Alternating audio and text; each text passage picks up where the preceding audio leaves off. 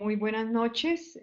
Primero que todo, quiero darle las gracias a Ismael, a Enrique, a todos estos esfuerzos que han hecho para posibilitar este encuentro. Me parece que es una oportunidad maravillosa y una herramienta y un espacio que creo puede irse ampliando en términos de la utilidad que todos le podríamos dar y el uso que todos le podríamos dar eh, porque nos facilita encontrarnos y además, pues más allá en cada evento que quisiéramos estar siempre juntos cara a cara, creo que esta herramienta es fabulosa. De alguna manera la esperábamos y esperábamos encontrarnos con ello. Entonces, nuevamente, muchísimas gracias y felicitaciones por darnos este espacio a todos, porque creo que es un espacio igualitario, es un espacio donde yo he visto muchas personas a las que hace muchos años no veía y muchas de las cuales no conocía, y creo que lo que está necesitando América Latina es eso, una posibilidad de construcción colectiva. Voy a ser muy corta, sintético en mi presentación, pensamientos y prácticas en el campo de la recreación. ¿De qué parte todo este trabajo? Yo he venido revisando ya hace algunos años y he venido con muchas inquietudes en términos de las posibilidades, potencialidades y capacidades que el campo de la recreación tiene para transformar la vida de los seres humanos. Eh, Sin embargo, seguimos encontrando, a pesar de que pasa el tiempo, nos seguimos encontrando con las mismas definiciones, nos seguimos encontrando de alguna manera con las mismas metodologías, nos seguimos encontrando con las mismas afirmaciones, pero también nos seguimos encontrando con las mismas utopías. Creo que lo primero que hay que reconocer es que en América Latina definitivamente se están pasando cosas en el campo del ocio y la recreación y creo que justamente este campo virtual lo ha demostrado. Uno todavía escucha a mucha gente de Latinoamérica, a investigadores, a profesores, a gente con las que uno se encuentra a decir que en América Latina no producimos conocimiento, que en América Latina no producimos. Y es cierto, en gran parte pasamos, seguimos copiando, pero también en gran parte creo que actualmente hay unas emergencias importantísimas en el campo de la recreación, emergencias producidas, construidas por nosotros mismos. En ese sentido, me parece a mí que es la primera premisa que deberíamos nosotros permanentemente enunciar, permanentemente compartir, reconocer que nosotros sí estamos haciendo cosas, que nosotros estamos también haciendo apuestas distintas. Eso por un lado, en términos de mis propias inquietudes, pues es la pregunta que creo que nosotros, o por lo menos todos aquellos que trabajamos seriamente en el campo de la recreación y que consideramos que el campo de la recreación puede generar transformaciones de la realidad, que hemos venido haciendo vinculaciones como otras categorías, como calidad de vida, como desarrollo humano, la perspectiva de beneficios de la recreación, es decir, tendencias que a lo largo de los años han demostrado justamente este interés. Pero uno se sigue preguntando por qué esto no se logra. Es decir, nosotros tenemos un problema en el país en términos de que no tenemos investigaciones que, que demuestren con indicadores, que es el lenguaje que la gente espera, cuáles son los beneficios de la recreación. Nosotros sabemos que esos beneficios existen, pero yo me sigo preguntando más allá de que hayan investigaciones o no, por qué las prácticas de recreación de alguna manera eh, en una gran parte de quienes operan la recreación sigue siendo la misma. Y en esto no quiero generalizar y nada de lo que voy a decir es generalizable, ¿cierto? Porque es más bien una propuesta para entrar a exponer una posible entrada de cómo pensarnos la recreación, construir un pensamiento que nos lleve a modificar nuestras propias prácticas. Entre esas búsquedas eh, he encontrado es justamente que los pensamientos, es decir, lo que está subyacente a lo que pensamos en recreación. Primero no se ven muy claros porque en muchos textos que seguimos y discursos que seguimos encontrando unas definiciones que limitan el campo de la recreación, unos estudios que siguen aislando el campo de la recreación de otras disciplinas, una desconexión de la recreación con la realidad y unos significados además que se han venido construyendo con el tiempo. Yo creo que nadie puede negar que hoy en día hay una necesidad urgente de cambiar, hay una necesidad urgente de transformarnos. Es decir, hay un mundo maravilloso y cuando hablo del mundo hablo de lo que pasa en Colombia, hablo de lo que pasa en América Latina, hablo de lo que pasa en Europa, hablo de lo que pasa en Estados Unidos, pero quiero hacer énfasis en América Latina, creo que pasan cosas maravillosas, creo que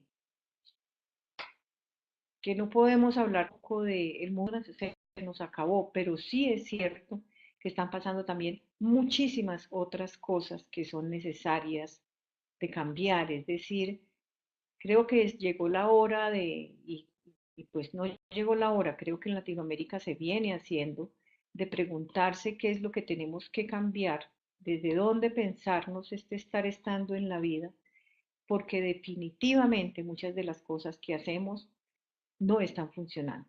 Es decir, y aquí creo que quienes trabajamos en recreación y lo asumimos como un proyecto ecopolítico, debemos también ser críticos frente a lo que hemos sido en el campo y frente a las posibilidades de transformación que tenemos, pero obviamente nos tenemos que ubicar en una realidad sociopolítica y económica de nuestros países.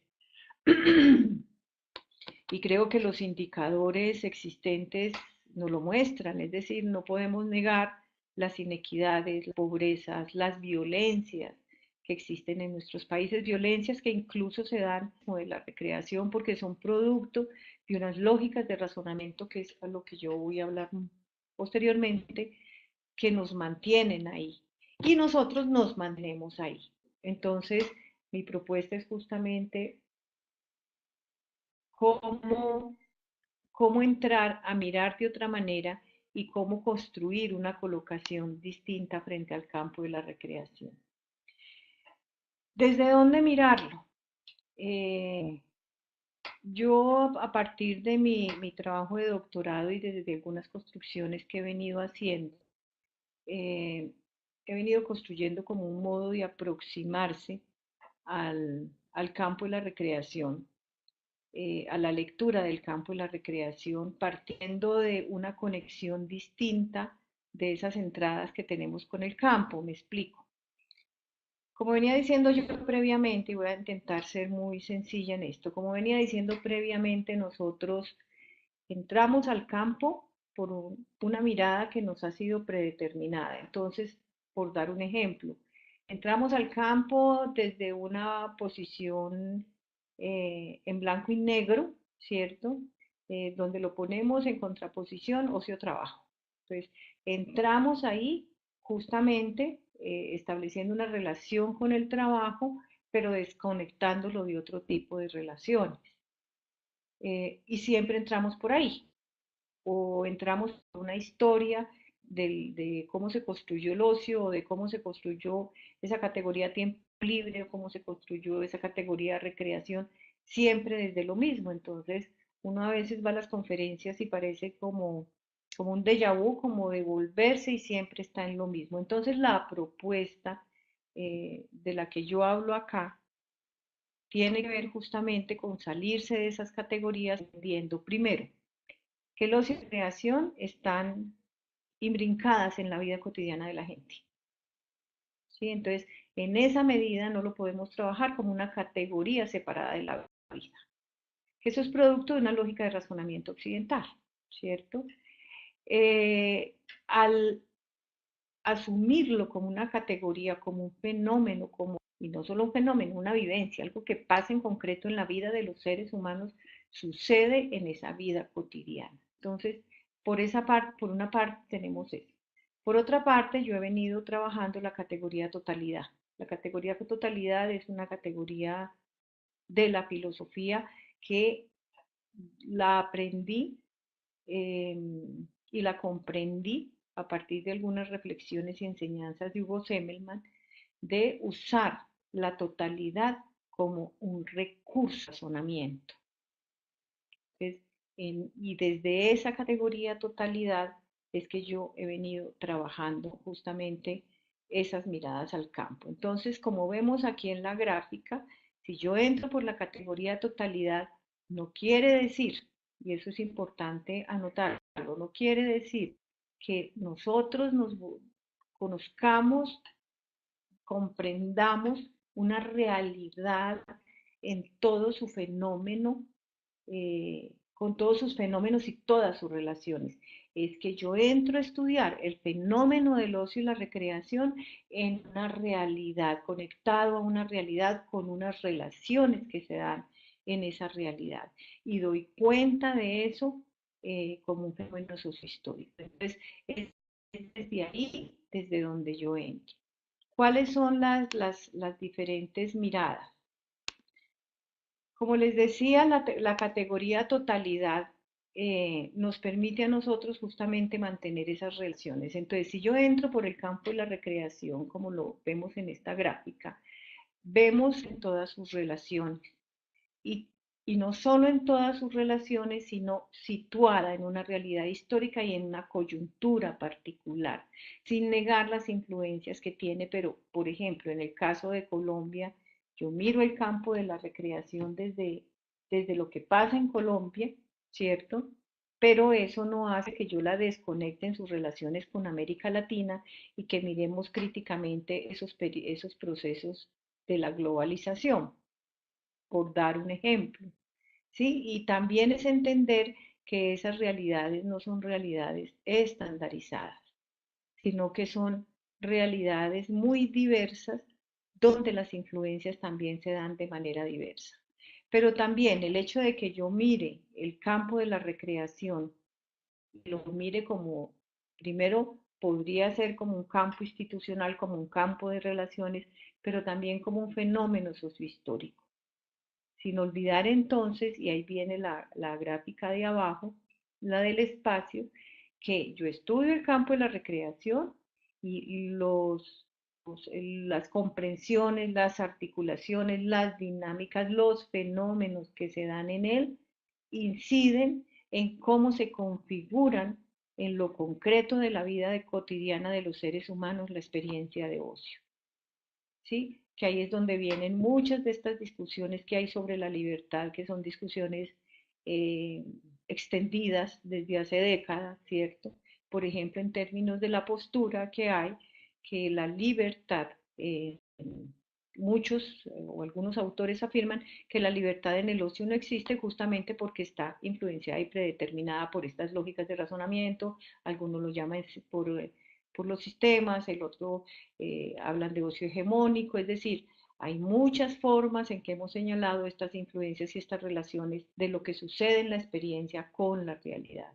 Pero también creo que es una mirada que nosotros tenemos que superar justamente para encontrar, más allá de esas predeterminaciones, qué es lo que está pasando con el fenómeno del ocio, porque a partir de ahí es donde nosotros podemos justamente entrar a mirarlo distinto.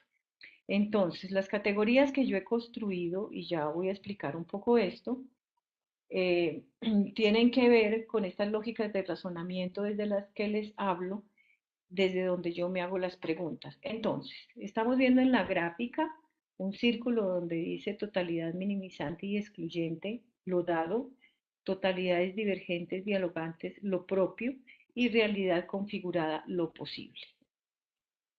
Este triangulito, sí, que puede verse tan sencillo, como les digo, es producto del reconocimiento que yo tuve en mi propio proceso de construcción como sujeto histórico. El darme cuenta cómo me configuré yo como sujeto a partir de estar en una realidad que estaban determinadas por unas lógicas de razonamiento que me configuraron como sujeto, pero que también me posibilitaron unas prácticas y unas apuestas y unos proyectos y una direccionalidad de proyecto distinta. Porque todo este ejercicio tiene sentido desde ahí. Tiene sentido desde que yo pueda, como trabajador del campo, como trabajadora del campo de la recreación, poderle dar direccionalidad no solo a mi proyecto, sino a mi proyecto como desde el campo de la recreación. ¿Sí? Entonces, en ese sentido, esta apuesta tiene que ver con eso. ¿Qué significa entrar a la mirada al campo y la recreación y a la experiencia del ocio desde lo que yo llamo la totalidad minimizante y excluyente? Es mirar el campo desde unas coordenadas epistémicas, ¿cierto?, que nos permiten descubrir, reconocer y tomar postura, porque todo esto también lleva a la construcción de una colocación frente a cómo está el campo de la recreación. Cuando una práctica de recreación o cuando una relación en el campo de la recreación o una experiencia está dentro de esta totalidad, porque esta totalidad minimizante y excluyente, que es lo dado, que es lo que encuentro, desde unas lógicas principalmente occidentales, son totalidades muy cerradas, es decir, las cosas se hacen de esta manera y no reciben nada distinto a ello. Esta es la verdad, este es el orden, las relaciones de poder se dan de una manera determinada, eh, también, digamos, las jerarquías se establecen de una manera determinada, el conocimiento se da de una manera determinada. Entonces, por ejemplo, mirando desde esta totalidad minimizante el campo de la recreación, nos damos cuenta que la recreación por su lugar o por el lugar que le asignan en la jerarquía, porque lo jerarquizan, de las necesidades asume un papel o un lugar de subordinación, ¿cierto? ¿Y por qué asume un papel de un lugar de subordinación o una posición de subordinación? Pues porque la recreación, al ponerse en competencia con el trabajo, a ponerse en competencia con una dimensión económica, al ponerse en competencia con la productividad, al ponerse en competencia con la industria del deporte, obviamente pierde la lucha, pierde la pelea, porque entra en el campo de lo accesorio, entra en el campo de lo no útil y en esto ustedes podrían encontrar muchísimos ejemplos, ¿cierto? Cotidianos, muchos significados, muchos muy fáciles de entender. Por ejemplo, si nosotros observamos una familia y cómo los padres de familia manejan el tema del ocio y la recreación con sus hijos, ¿cierto? Sin entrar a satanizar ninguna experiencia, por ejemplo, el hecho de hacer pereza o el hecho de ver televisión o el hecho de descansar un rato o cuando la escuela determina que el niño tiene que estar ocupado en todo su tiempo libre después de la escuela, entonces lo llenan de tareas, es decir, hay muchas expresiones concretas de estas exclusiones. El no sea ocioso, el haga algo útil, ¿cierto? Porque ahí vendría toda la categoría de utilidad a jugar un papel importante. Entonces, en esta totalidad el sujeto está fragmentado también, ¿cierto? ¿Y por qué está fragmentado? Recuerden todas esas inmensas o inmensas no, innumerables clasificaciones que hacemos de los tiempos, el tiempo del cuidado, el tiempo del estudio, el tiempo del trabajo, el tiempo del descanso, el tiempo, y se nos olvida que somos uno solo. Entonces, cuando uno empieza a mirarlo desde ahí, por ejemplo, ahí tiene lugar todo lo que tiene que ver con la industria del entretenimiento. Y cuando intentamos ser críticos con ellos, entonces, ¿qué hacemos? Entramos por las mismas categorías, entonces no encontramos nada distinto, porque las miradas usualmente son miradas disciplinares, cuando, por ejemplo, en el campo del ocio y la recreación, y yo soy una convencida de ella, porque para mí, eh, digamos, eso fue uno de los principales beneficios que yo tuve al entrar a trabajar en este campo siendo psicóloga, es que el fenómeno del ocio y la recreación no aguanta, no soporta ser visto desde una disciplina específica. Necesariamente tiene uno que centrarse sobre el fenómeno para poder ampliar sus posibilidades de teorización desde una manera multitransdisciplinar, démosle el nombre que quieran, pero yo lo diría de una manera articulada, que trasciende la mirada de una sola disciplina. ¿Qué es lo que pasa cuando nos ubicamos en esta totalidad minimizante y excluyente que tiene que ver con lo dado? Y es esa totalidad minimizante, excluyente, esa lógica de razonamiento, esos sistemas de creencias asociadas a esa totalidad, las que siguen estando presentes particularmente en nuestros países de una manera prioritaria y con una mayor fuerza, ¿cierto? Esto lo estudia un poco también de Sousa, pero es poner en un lugar de exclusión muchas cosas, o sea, si trabajamos, por ejemplo, si miramos la institucionalidad en el campo de la recreación. Entonces, las instancias públicas tienen un lugar de poder que determina y mantienen las doxas y las definiciones asociadas justamente a esta lógica que mantiene el deporte, lo que llaman la deportivización de la recreación. Y muchos se someten a ellos porque obviamente ahí hay un flujo de dinero que sale de toda esta industria. Entonces, en ese sentido, todas aquellas experiencias, instituciones, organizaciones de recreación que no cumplan con estos requisitos o que no sean la gran industria del entretenimiento son invisibilizadas, ¿cierto? No existen en el sistema, no existen como actores que producen realidades para el campo de la recreación y la cultura. Cuando nosotros, y voy a pasar a la siguiente totalidad, la que yo llamo totalidades divergentes, dialogantes, lo propio. Es cuando nosotros, y insisto, esto es porque yo no entro desde una definición, es alguna manera darle permiso a la realidad de que nos cuente lo que está pasando, ¿cierto? Pero no es simplemente mirarla, es que tenemos una postura frente a ello, pero además tenemos la capacidad de establecer aquellas relaciones que nos posibilitan tener una comprensión del campo a mayor profundidad. Es decir, aquí entramos a las entrañas del campo, entramos a las entrañas de la experiencia, no con el fin de definir, sino con el fin de comprender. Entonces, cuando yo miro hacia el otro lado, ¿cierto? Me aparecen aquellos, me aparece el campo de la recreación y me aparece una experiencia de ocio que puede ser configurada o que es configurada como una realidad distinta en los sujetos dependiendo de la cosmovisión que tienen o de unas lógicas de razonamiento distintas, por decir algo. Si yo miro otras maneras de mirar el campo u otras maneras de mirar la recreación, como dice Águila, por ejemplo, él plantea la comparación que lo encontré preciso, ustedes lo van a encontrar en el documento en extenso, eh, si nosotros el ocio comprendido desde una lógica de razonamiento oriental, por ejemplo, ¿cierto? Que recoge los principios del taoísmo, tiene otra mirada a la totalidad, tiene otra mirada al ocio, tiene otra mirada a la recreación, ni siquiera lo llaman así. Nosotros en una investigación que hacíamos acá, por ejemplo, un indígena nos decía, no, es que primero, no existe la palabra recreación. Segundo, sus tiempos no están fragmentados. Entonces, cuando yo intentaba preguntar desde otros lenguajes para él qué era recreación y qué pasaba cotidianamente en su pueblo, y cómo eran sus prácticas de recreación, por ejemplo, las de los niños, él simplemente me empezaba a contar la vida cotidiana. Sí, no, no como en el caso de nosotros. Me decía, las mujeres se levantan, ponen las ollas, los niños se levantan, van jugando, pero en ningún momento me dijo, es que sacamos este momento para jugar o hacemos lo otro. Entonces, ahí se configuran unos modos de estar distintos, unas experiencias distintas que podemos encontrar cuando nosotros empezamos a mirar de una manera más amplia.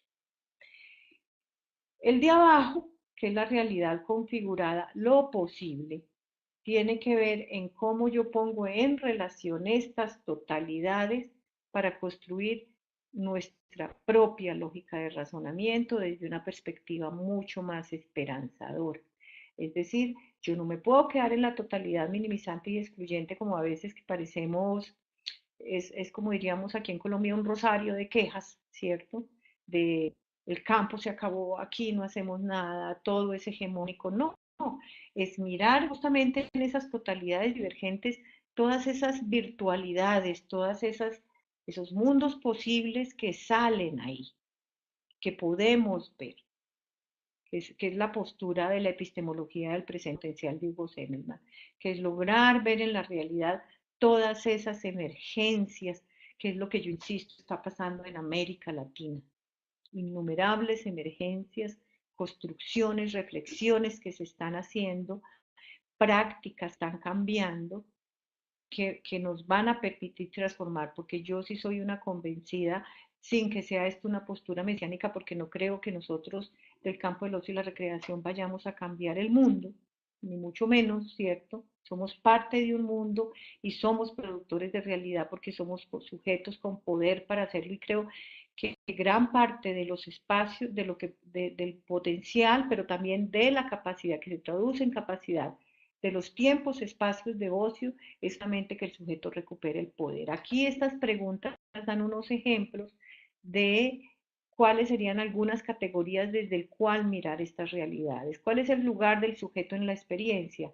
En la totalidad minimizante no aparece, no existe sujeto, porque la recreación está más derivada de una oferta, como decía, de una industria del entretenimiento, donde el sujeto es cliente, cliente de una actividad dirigida, cliente de un modo de disfrute ya cooptado.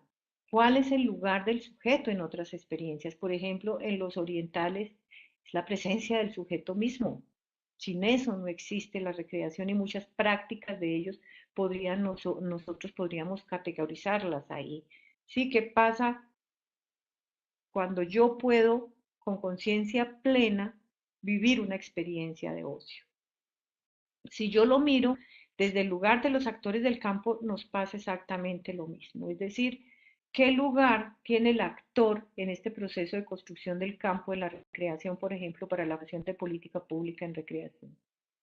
Sí, somos subordinados a unos determinantes de la política y unas formas de planear la recreación y a unas lógicas de razonamiento, como pasa en muchos países y ha pasado en muchos países en términos de los espacios que se crean para participar, una cantidad de conversaciones simuladas, de cosas que no están, de cosas que no se dan y de decisiones que no van a tener nada que ver con lo que la gente dijo luego, o también pensando en la responsabilidad de nosotros como ciudadanos, que vamos a una cantidad de gente que no tenemos ni siquiera la previsión de informarnos sobre los temas sobre los que vamos a participar y decidir. ¿Cuáles son los referentes en la producción de conocimiento? Lo mismo, en la totalidad minimizante y excluyente, en lo predeterminado, la producción de conocimiento está jerarquizada, la producción de conocimiento está llena de indicadores que dicen quién produce, quién no produce, qué vale, qué no vale, y un método científico que tiene que ser cambiado también, y más en un campo de la recreación tan poderoso como el nuestro, en un campo tan poderoso como el nuestro, que puede construir alternativas metodológicas más creativas, porque justamente el estar en esta pregunta todo el tiempo de cómo generar condiciones para una vivencia creativa, para el descubrimiento, para la exploración, lleva a eso. Entonces ahí, como dice alguien, creo que nuestra apuesta es el indisciplinamiento metodológico. Tenemos que aprender a investigar desde otro lugar y creo que en la recreación eso se hace posible. ¿Desde dónde qué nos interesa de la vivencia como estudiosos del campo? ¿Qué es lo que estamos mirando en la experiencia? ¿Qué es una experiencia transformadora que cambia al sujeto? Queremos ver la experiencia en su funcionalidad, porque creo que esa es una discusión muy fuerte que hay que dar, el de la funcionalidad en el campo. Y aquí solamente estoy dando unas preguntas, cada quien desde sus propios intereses y desde la manera como se ha venido configurando en el campo justamente va a asumir posiciones y va a poder de una manera mucho más comprensiva, porque pues cada quien tiene sus claridades, yo agradezco no tenerlas todas, porque eso es lo que me hace seguir en las búsquedas, cómo encontrar justamente ir a otras prácticas y darnos la oportunidad como pensadores de generar cosas más creativas que no niega un diálogo teórico, pero un diálogo teórico que se apertura es a partir de ese pensamiento que yo voy construyendo. Y como decía, pues esto no tiene sentido si no pensamos en lo concreto de la experiencia. Entonces, la apuesta desde ahí, y como les digo, este es un trabajo que yo vengo haciendo, que ya he publicado en un libro, en una revista, pero que justamente quiero ir poniendo como a juicio de otros, a mirada de otros.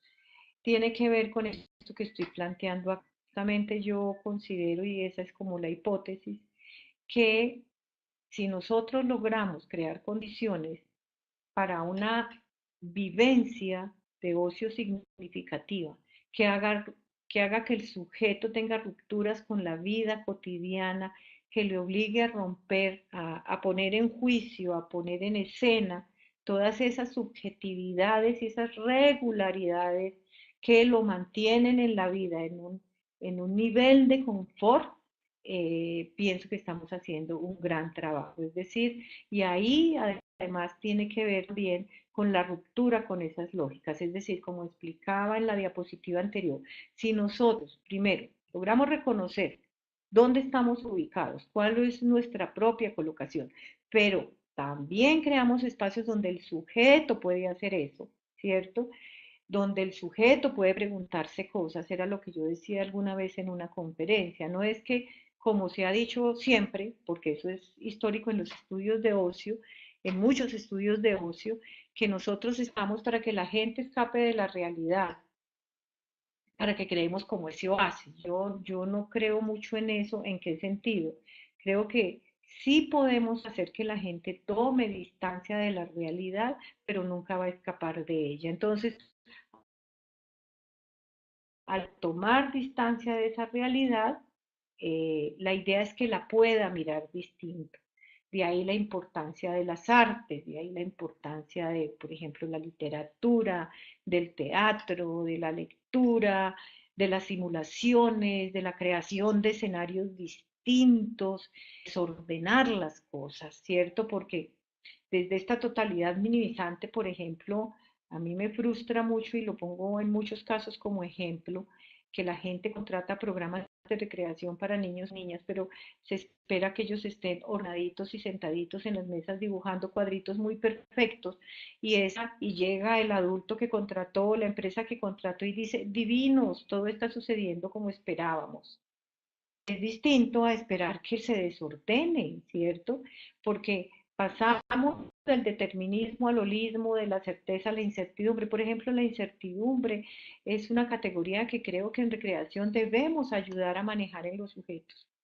Estamos pasando, y Bauman creo que lo expresa muy bien, y creo que las categorías que Bauman da en términos del tiempo, ¿cierto? Y de lo que está pasando con toda esta categoría de lo líquido de la que él habla, tiene que ver con esto. Estamos en un mundo en el que estábamos acostumbrados al control, a la mirada del control, por lo menos en nuestros países, ¿cierto? El control de la naturaleza, el control de todo, todo predeterminado, incluso la formación de uno. Uno sabía que nacía, crecía, iba a la escuela, luego a la universidad, a nosotras las mujeres, usted se casa, tiene hijos, a usted el hombre, es decir, una cantidad de predeterminaciones y ahora le pasa a los hijos de uno, ¿cierto? Hay incertidumbre en términos futuros, porque ya ese camino trazado ya no es aceptado por ellos como el camino predeterminado, porque el mundo les está ofreciendo otras cosas.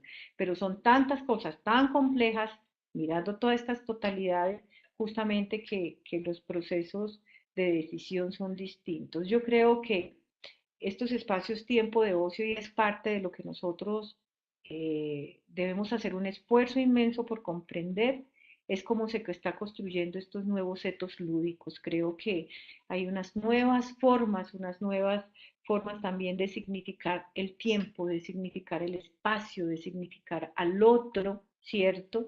Hay otras búsquedas y otras emociones distintas que nos están exigiendo a nosotros comprensión si nosotros realmente queremos estar en capacidad y de verdad, honestamente hablar de que la experiencia de ocio puede ser una experiencia que transforma sujetos, forma colectivos, que transforma sociedades, entendiendo además que no es lo único que sucede en el hombre, ¿sí? Entendiéndolo en su relación con el trabajo, entendiéndola obviamente en su relación con la vida.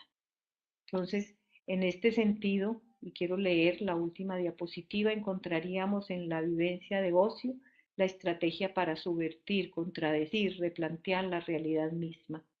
La premisa es que es en las realidades construidas en los espacios de ocio hay una mayor posibilidad de que emociones propias y alternativas en la medida que lo lúdico configura un modo de estar. Y cuando yo me refiero a lo lúdico, no la estoy usando como adjetivo de actividad lúdica, ¿sí?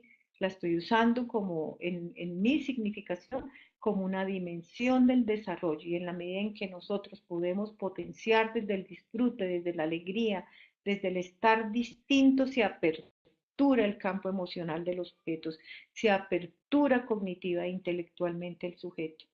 Sí, es tan, bueno, no es tan fácil, pero es como decir, miremos qué pasa cuando yo estoy deprimido, miremos qué pasa cuando yo me siento satisfecho, cuando tengo, o sea, yo no digo estar alegre todo el tiempo, la felicidad todo el tiempo, pero sí digamos unas condiciones emocionales y una dimensión lúdica que me permite a mí potenciar y estar en mi relación con los otros y en la vida cotidiana de manera distinta.